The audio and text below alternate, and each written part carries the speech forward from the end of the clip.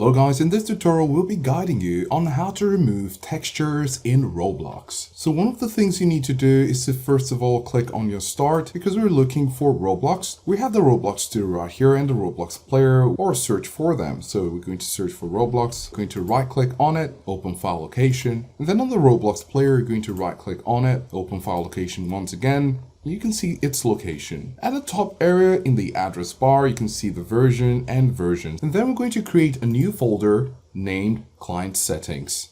Then we're going to open the Client Settings folder to be inside of it. And then we're going to create a new text document. So after creating the text document, we want to rename it to Client App Settings with an extension .json. Of course, right now you're not seeing the .json or you're not seeing that it's a .text, but you can see right here that it's a text document.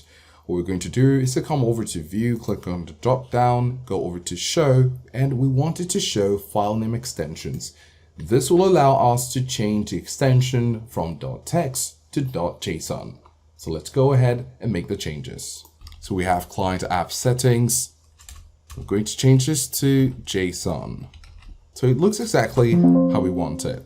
So we have client app settings.json. Here the extension is changing. We're going to say yes. And then right now what we're going to do is to right click on it and then open with Notepad. You can choose another app right here. We're going to choose Notepad. Click just once. And then we're going to paste in this code. This code will be in the description for you to easily copy it and paste it. Control save to save this. Close the Notepad.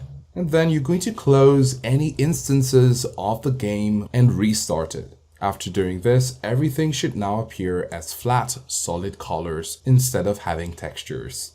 So these are the steps to follow if you'd like to remove textures in Roblox.